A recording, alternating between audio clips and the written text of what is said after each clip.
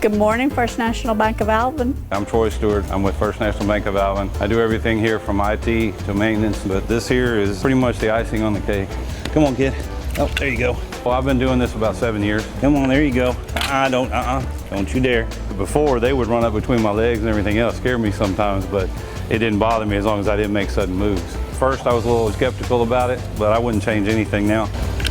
That's the best job you can have. You come in and feed gators. Hey, you don't normally see that. In a small town like this, here you go, before you get upset with me. There you go.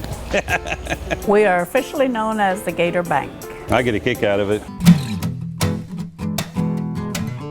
Dr. Crouch, which was the original owner of the bank, he wanted an atrium in here. They had goldfish in here. Well, one day, a guy from Brazoria had 3 little alligators that he had found, and so they brought them in here and put them in the pond. Took them in as a joke to the president and just left them there. Well, the goldfish met their ends because of the alligators. There you go, let my stick back.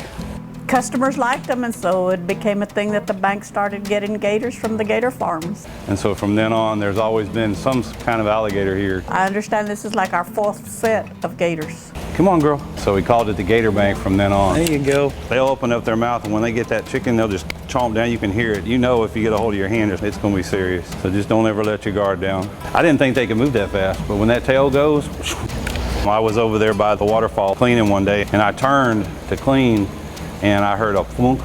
And when I turned around, she was right there. If they didn't know who I was, or at least my smell or whatever, it might have been interesting. But I got the wild hair to turn around and reach back. But I was like, nah, I'm not going to take that chance. I really like my hand. Lucy happens to be my favorite redheaded actress, and then Lizzie just happens to be a lead singer of my favorite group, which is Hailstorm. So that's pretty much the way they got their names. But when I got here, they didn't have names. They just were Alligator 1 and Alligator 2. Lizzie, she's about 7 foot long. Lucy, she's only grown to about 6 1/4. Our customers go maybe to Louisiana to go gambling, and they'll bring us a gator that they think is unique. This is so cute. These are all alligators that customers have bought to us over the years. We have them throughout the bank because when they come in, they're looking for them to see if we displayed them. You don't expect to walk in a bank and go to the window and go, oh, hey, there's alligators out there. Go through the windows going.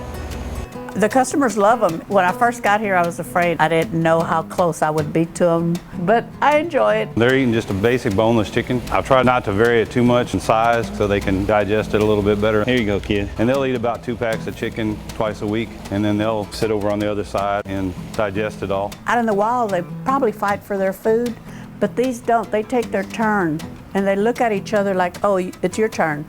Oh, it's your turn. They're trained to a point. They know me, they know my smell, they know what I'm actually feeding them and when and where, but you don't want to give any alligator the benefit of getting a hold of you. Viewed from a distance, and that's probably the best way the normal person should view them. I do substitute a steak every once in a while, but that's for, like Christmas, New Year's, things like that. The rest of the bank gets interesting, but this here is, here you go, kid, pretty much the icing on the cake. We are officially known as the Gator Bank.